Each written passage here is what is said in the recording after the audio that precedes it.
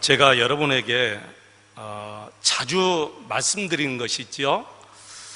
우리 예수님은 사람이 연구해서 믿을 수 있는 분이 아니라고 말씀드렸죠.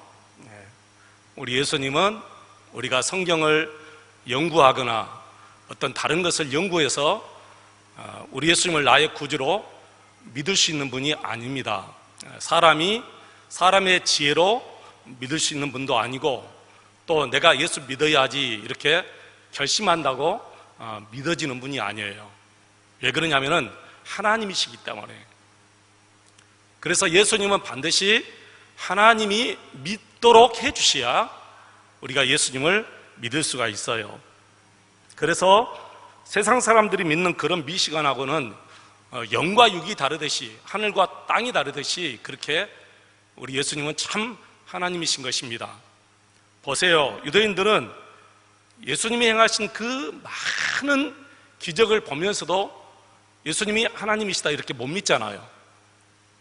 여러분, 요한복음 2장에 보시면 물로 포도주 만드는 사건이 나오죠. 그런 엄청난 일을 보았어요. 요한복음 4장에 보면 또 왕의 신하가 죽어가는데 그 신하를 살렸어요. 그리고 요한복음 4장에 보시면, 요한복음 5장에 보시면 38년 된 병자를 또 고치셨잖아요. 38년 동안 정말 누구도 고칠 수 없는 그 병자를 고치셨어요. 6장에 보시면 버릇떡 5개와 또 생선 2마리로 5,000명을 먹이시고, 심지어는 바다 위를 걸어가시고요. 그리고 9장에 오면 날 때부터 맹인된 사람의 눈을 뜨게 해주셨어요. 이런 것들을 다 보면서도 예수님이 하나님이시다라는 것을 못 믿는 거예요. 여러분 한번 생각해보세요. 너무 이상하죠? 큰 폭풍우가 치는데 그 속에 들어갔다 나오면 어떻게 될까요? 우리 온몸이 다 젖어버리잖아요. 태풍이 아니라 작은 빗 속에 들어갔다 나와도 우리 온몸이 다 젖어요. 근데 이분들은 정말 큰 기적 속에 들어갔다 나왔는데도 불구하고 어떻게 예수님을 모르죠? 그게 너무 신기한 거예요. 그래서 여러분, 예수님은 사람의 생각이나 사람의 지혜로 믿을 수 있는 분이 아니고 우리 하나님께서 믿도록 은혜를 주셔야 믿을 수가 있다는 거예요. 여러분, 이런 기적 자체가 내가 곧 하나님이다라는 것을 드러내는 거잖아요. 그죠? 하나님께서, 예수님께서 행하시는 모든 기적은 내가 하나님이다라는 것을 드러내는 거예요. 그런데 그걸 보면서도 예수님을 하나님의 아들로, 하나님으로 못 믿는 것은 저들이 태어날 때부터 영적인 맹인으로 태어났기 때문에 우리 예수님을 모르는 것이지요. 유대인들, 특히나 제사장들, 서기관들, 바리새인들은 오히려 우리 예수님을 비난했어요. 귀신 들렸다고 그러고 미쳤다고 그러고, 심지어는 예수님을 돌로 치려고 하죠. 오늘 31절 말씀 보시면 뭐라 됐습니까? 유대인들이 다시 돌을 들어 치려 하거늘 그랬어요. 이런 엄청난 기적의 큰 폭풍 안에 있는 저들이 왜 예수님을 믿지 못할까? 예수님은 이렇게 말합니다. 저들이 내 양이 아니기 때문이다. 그렇다면 저와 여러분은 예수님의 뭐라고요? 양이죠. 확실하죠? 여러분 믿으세요? 여러분이 하나님의 양인 것 믿으시지요? 네. 하나님의 양이니까 오늘 이 자리에 또 오신 것이고, 예수님의 양이니까 우리가 예수님의 말씀을 늘 따라가는 거예요. 그래서 양은 목자의 음성을 다 알아듣고 그 목자를 따라가는 거예요, 여러분. 그래서 우리는, 저와 여러분 다 하나님의 양인 줄로 믿습니다. 물론 예수님의 이런 말씀이 유대인들의 귀에는 뭐라고 들까요? 다 헛소리로밖에 안 들리죠. 우리는 이렇게 다 아멘하지만 유대인들이 들었을 때는 이 예수님의 말씀이 아멘으로 들리지 않고 다 무슨 헛소리냐, 이제 그렇게 들릴 수밖에 없다는 거예요. 왜 그러죠? 이들은 예수님의 양이 아니고 날 때부터 영적인 맹인이기 때문이다 그래요. 사실 지금 제사장들이나 서기관들, 바리새인들은 마음이 참 급해요. 왜냐하면 오늘 19절로 21절 말씀 보면 백성들의 마음이 지금 막 흔들리고 있어요. 왜 흔들리냐? 예수님께서 행하신 많은 기적을 보면서 사람이 어떻게 이런 기적을 행할 수 있느냐가 말이에요. 사람은 이런 기적을 행할 수 없다. 그러니까 백성들의 마음이 막 흔들리기 시작해요. 그래서 이 바리새인들과 제사장, 서기관들, 장로들이 어떻게 하면 저 예수가 이단임을 증명해야 백성들의 마음이 예수께로 가지 않잖아요. 백성들의 마음이 다 예수께로 가면 이제 제사장들, 서기관들에게 돌아가는 모든 기득권 그리고 돈줄이 다 끊어져 버려요. 그래서 사사건건 예수님께 시비를 거는 거예요. 네가 진짜 메시아 같으면, 너가 정말 그리스도라면 어떤 큰 기적을 한번 온 백성들 앞에서 나타내 보아라. 그러면서 예수님께 시비를 거는 거죠. 여러분, 예수님께서 광야에 있어서도 그런 적이 있었어요. 마귀가 예수님에게 와서 네가 정말 하나님의 아들이라면 저 성전 꼭대기에 올라가서 뛰어내려 보라는 거예요. 그러면 모든 백성들이 너가 진짜 하나님의 아들이다, 그걸 인정할 것 아니냐. 그러면서 마귀가 우리 예수님께 그렇게 얘기한 거예요. 저는 그동안 일으킨 기적들만 보아도 진짜 저들이 예수님의 양이었고 하나님의 자녀였다면 예수 믿었고 따랐을 것이다, 그렇게 생각합니다. 그런데 또다시 어떤 큰 기적을 보여주면서 그러면 믿겠다고, 그러면 그리스도라고 내가 믿겠다 이렇게 말하는 것은 우리 예수님이 그들의 마음을 다 깨뜨려 보신 거죠. 저들이 믿으려고 그런 것이 아니고 예수님께 시비를 걸려고 하는 것을 예수님이 아셔서 예수님은 그들의 말에 여러분 전혀 흔들리지 않아요. 예수님의 일생을 보면 이런 일들이 처음부터 마지막까지 다 가요. 처음부터 마지막까지. 보세요. 예수님께서 처음 공생을 시작할 때 사탄 마귀가 예수님을 세 가지로 시험하잖아요.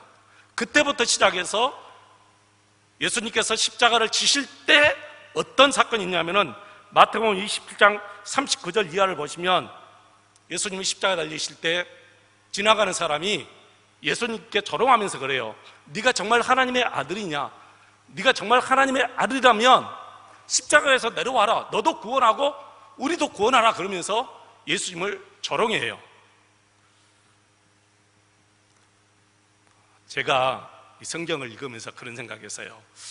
정말 내가 예수였다면 진짜 십자가 이렇게 딱 달렸을 때 나를 조롱하잖아요. 네가 정말 메시아라면 십자가에서 내려와서 너도 구원하고 우리도 구원하라. 그렇다면 그 말을 듣고도 예수님은 가만히 십자가에 달려 죽으셨잖아요. 제가 예수였다면 그렇게 안 해요. 제가 예수였다면 그래 한번 봐라 하면서 십자가에서 쫙 손을 펴서 못도 쫙 빼고 장자국도 쫙 하고 십자가에 딱 내려와서 그렇게 말하는 사람 기싸대기를 쫙 한번 돌리면서 자 봐라, 이래도 못 믿겠냐? 이래도 못 믿겠어? 믿을래 안 믿을래? 그러면서 또 다시 그렇게 말하고 십자가에 딱 올라가면서 이제 나 죽는다 그러고 딱 죽었을 것 같아요. 저 같으면 그렇게 했을 텐데 예수님은 그렇게 하지 않았다는 거예요. 왜 그러냐면은 그렇게 한다 해서 그들이 믿음을 가지느냐, 그게 아니다는 거예요. 믿음은 그렇게 해서 가질 수 있는 것이 아니에요. 믿음은 기적을 본다고 가질 수 있는 것이 아니에요. 그래서 성경은 믿음은 선물이라 그랬어요. 하나님이 주시는 선물이다.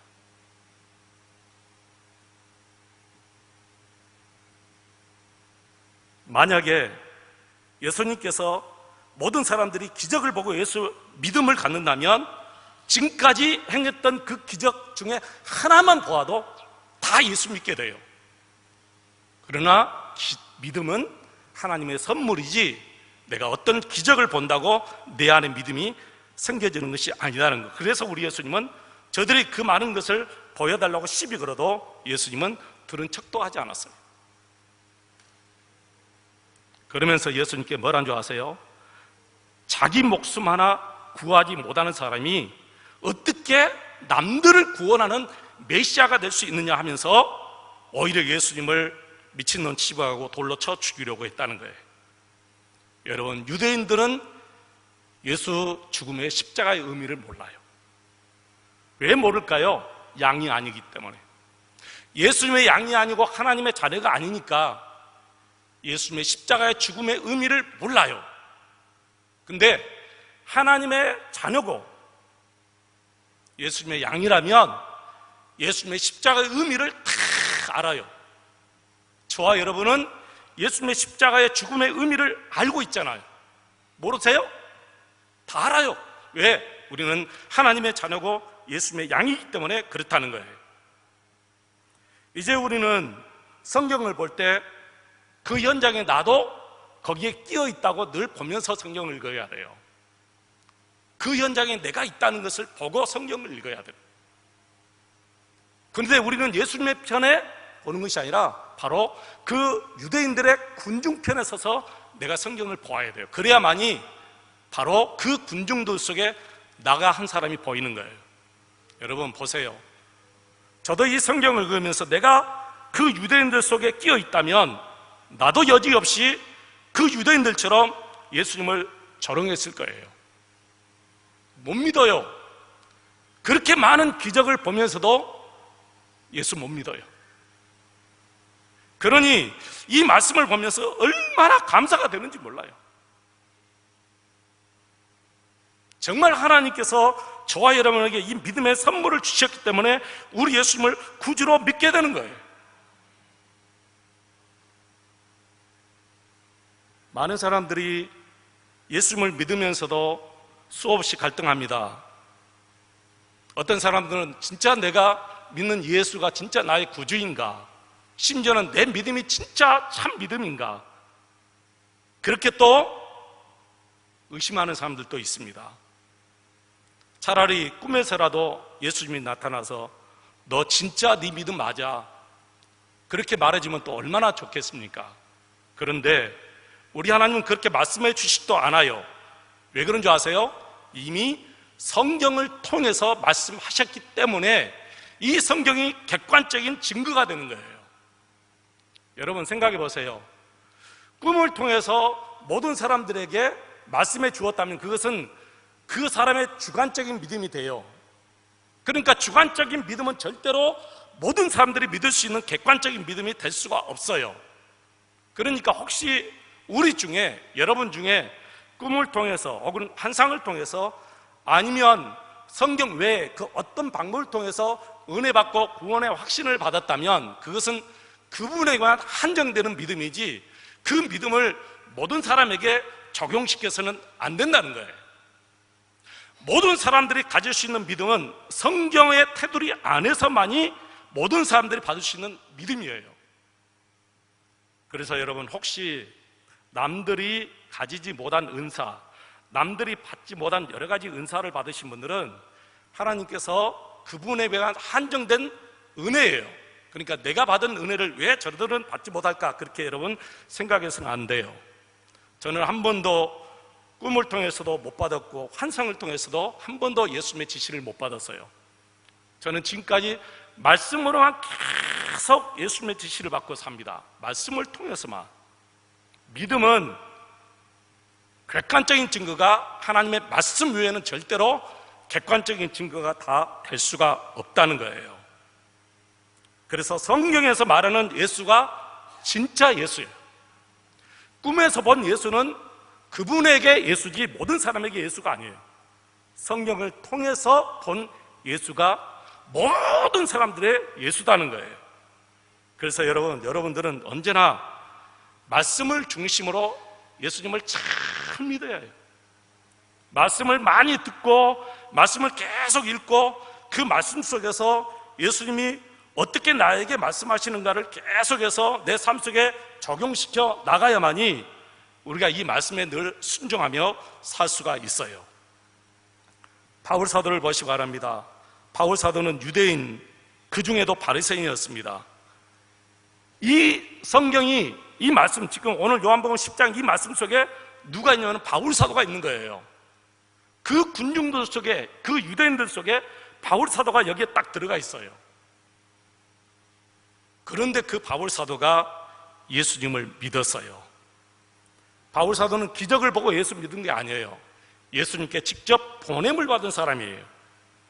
그리고 바울 사도는 이제 내가 사나 죽으나 예수를 위해서 죽어야 된다, 예수를 위해서 살아야 된다, 그렇게 예수를 전하다가 십자가에 달려 처형을 받아 죽었습니다.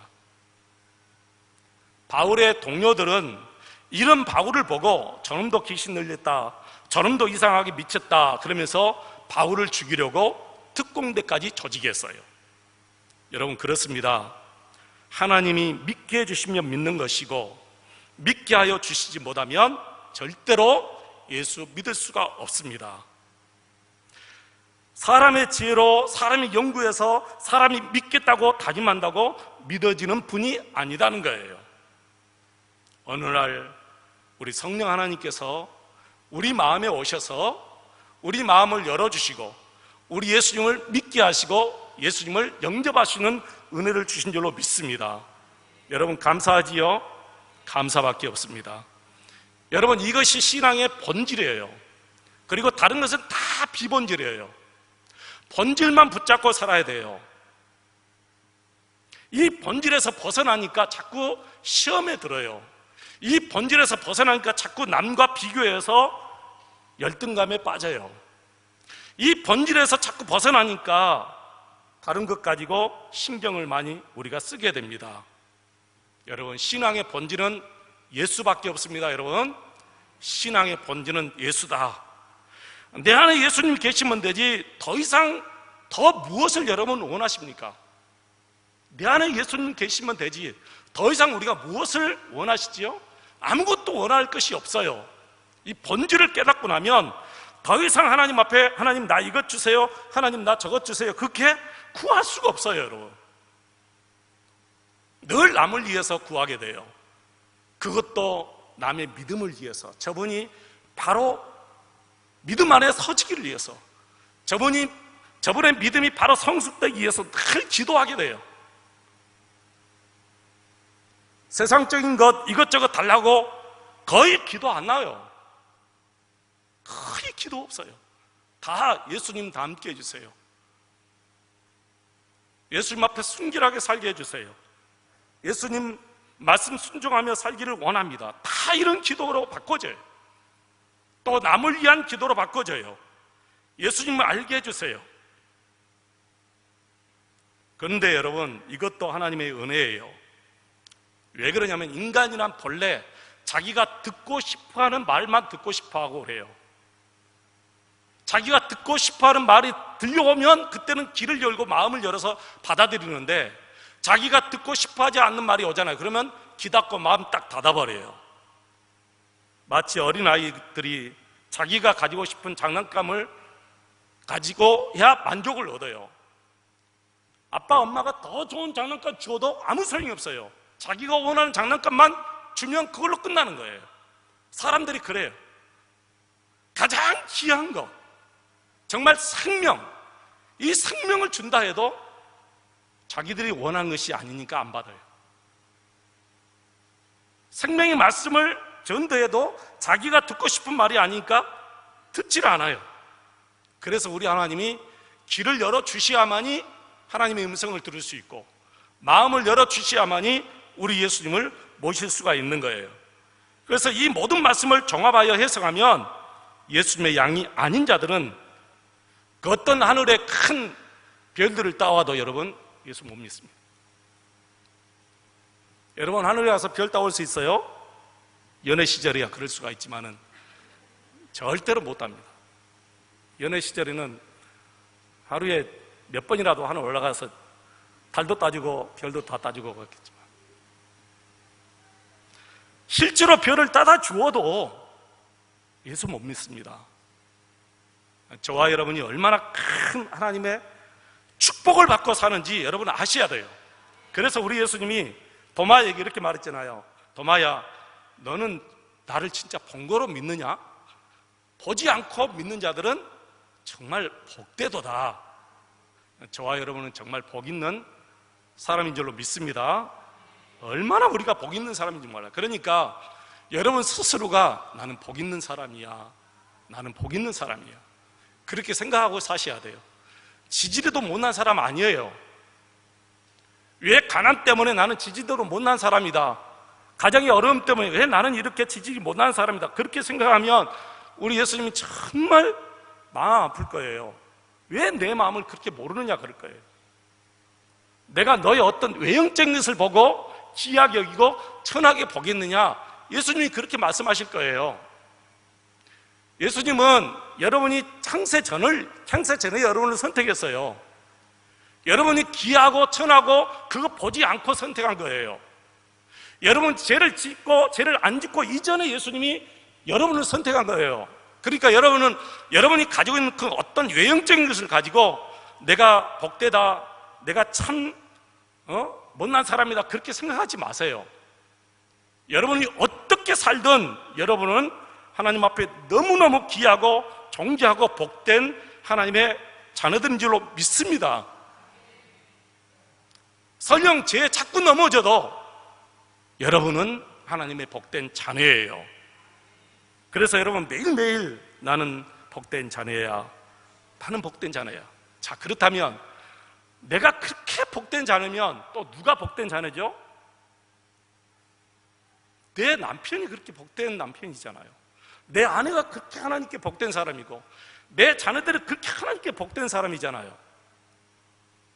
잘하든 못하든 복된 사람으로 보아야 돼요. 내 자녀가 잘못해도 저놈은 하나님께 복된 자녀니까 내게도 복된 자녀야, 그렇게 믿고 살아야 돼요. 그러면 그 자녀들이 복된 길을 갈 수밖에 없는 거예요. 여러분, 시편 1편, 우리가 시편 바로 출발할 때부터 우리는 복된 사람이다 그랬죠. 우리는 복된 사람이다. 그러니까 복 있는 사람은, 이미 우리는 복 있는 사람이에요. 그래서 복 있는 사람은 악인의 길을 쫓지 아니하고 오만한 자리에 앉지 아니하고 죄인의 길에 서지 아니한다 했잖아요. 저와 여러분은 우리 예수님의 하나님의 복된 자녀인 줄로 믿습니다. 그런데 세상 사람들은 그걸 모르니까 자꾸만 예수 믿는 사람 미련하고 참으로 곰탱이고 정말 씨가 남는 사람들만 교회 가고 할 일 없는 사람들이 교회 가고 그렇게 생각해요. 바울 사도가 그래서 그 말을 이렇게 바꿔서 했어요.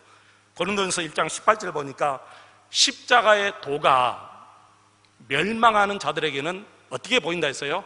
미련하게 보인다 했어요. 세상 사람들은 저와 여러분을 미련하게 봐요. 저 곰탱이들 그렇게 봐요. 저 할 일 없는 사람들만 교회 가고 예수 믿는 사 그렇게 봐요. 십자가의 도가 그 멸망을 향해서 가는 사람들은 그렇게 보여요. 근데 구원을 얻는 우리에게는 그 십자가의 도가 우리의 능력이다, 그렇게 보이는 거예요. 십자가의 도가 우리에게는 능력이에요. 그래서 그 능력을 우리가 붙잡고 사는 거예요. 왜 우리가 그 십자가를 이렇게 붙잡고 살아요? 왜 우리가 예수님을 이렇게 붙잡고 살아요? 왜 우리가 십자가를 이렇게 붙잡고 삽니까?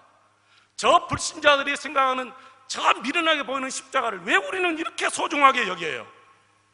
나를 구원해 주시는 능력이기 때문에, 저와 여러분을 구원해 주시는 능력이기 때문에. 말씀을 마치겠습니다. 복된 성도들입니다. 정말 복된 성도들. 하나님께서 저와 여러분에게 이 믿음의 선물을 주시지 않았다면 우리 역시 저들 중에서 우리를 바라보면서, 예수 믿는 사람 바라보면서 저 미련한 사람들, 이 좋은 날씨에 참 골프장에도 가고 참 놀러 다니고 얼마나 좋아, 참 가게 교회 가서 뭐 하는 짓거리야, 그렇게 손가락질을 할 수밖에 없는 거예요. 저희 아버지가 그랬어요.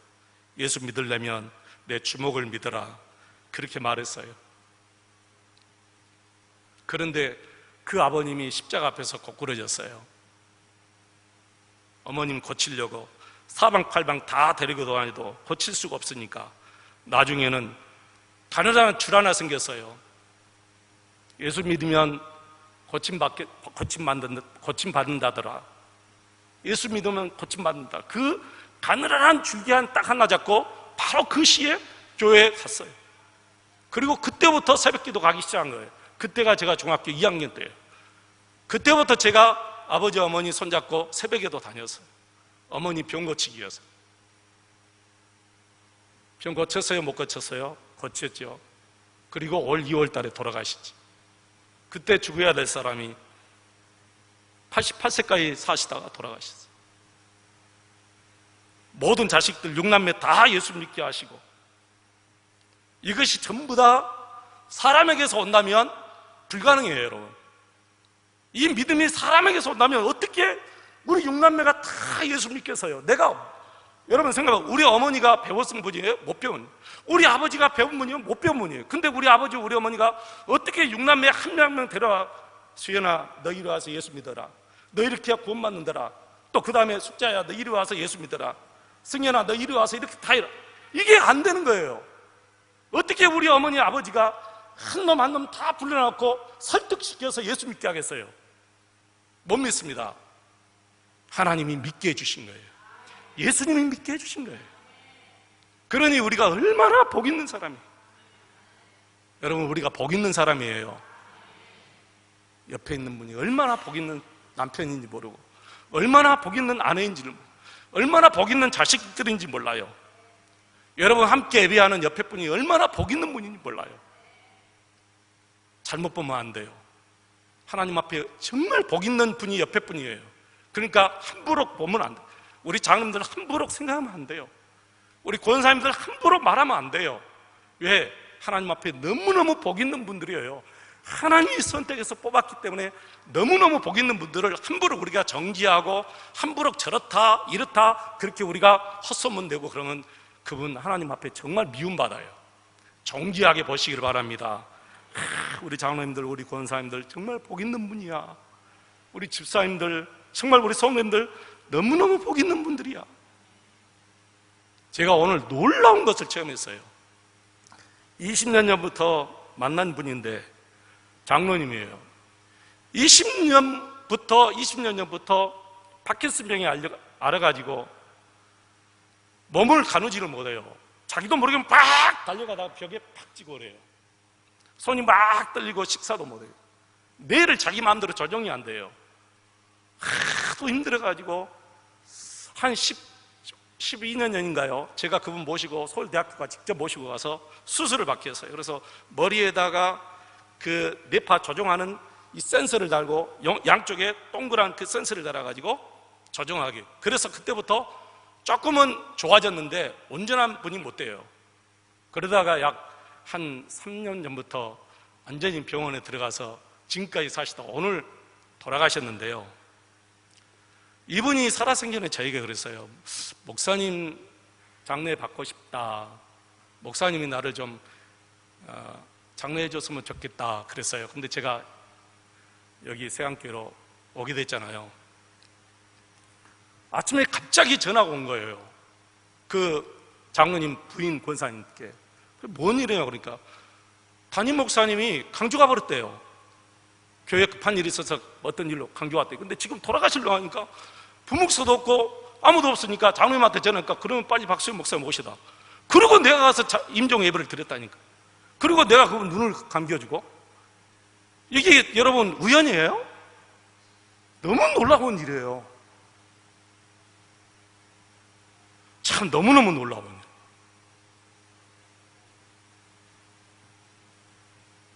(3년) 전에는 정말 친근하게 저하고 노예에서 일했던 장로님, 정말 친근하게 일했던 장로님이 돌아가셨어요.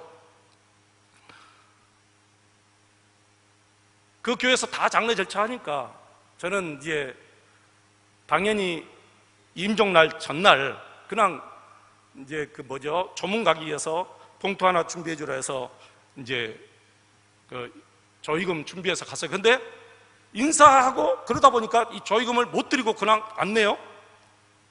그렇게 어떻게 할까? 그날 드리고 왔으면 그 다음날 장례식 때가 안 가요. 갈 필요가 없지요. 근데 그날 갔다 와서 못 드렸으니까 이거 누구 어떻게 보낼 수도 없고 그래서 조의금 때문에 장례식을 참석했는데 바로 장례식 때 그 교회 목사님이 저를 축도를 시키는 거예요. 그래서 축도하고 왔어요. 놀라운 일이 있어요. 그 장로님 부인 이진난 권사님이 아시죠? 저에게 그래요. 목사님 어제 저녁에 목사님이 우리 장로님 장례식 때 기도해 주는 꿈을 꾸었어요. 그런 거예요. 여러분 너무 신기하죠? 여러분 이게 저는 우연으로 생각 안 해요. 장례식 전날 그러니까 입관예배 때 참석하고 내가 조의금 드리고 왔으면 장례식 때 안 갔어요. 갈 생각을 안 했으니까. 근데 장례식 때 그 조의금 드리려고 가서 장례식 참석했는데 축도를 하고 왔는데 그 권사님이 그래요. 그날 밤에 꿈을 꿨는데 제가 장로님 장례식 때 기도를 했다는 거예요. 그 꿈을 이루기 위해서 나를 그렇게 하나님께서 하신 거예요. 여러분, 놀라운 일이죠. 매 순간순간 예수님을 친근하게 모시고 살면요, 모든 삶 속에서 하나하나 예수님이 다 맞추고 가시는 거예요. 다 은혜롭게 하나하나 다 맞추고 가시는 거예요. 여러분, 매일매일 삶 속에서 정말 우리 하나님께서 여러분의 삶을 복되게 인도하실 줄로 믿습니다.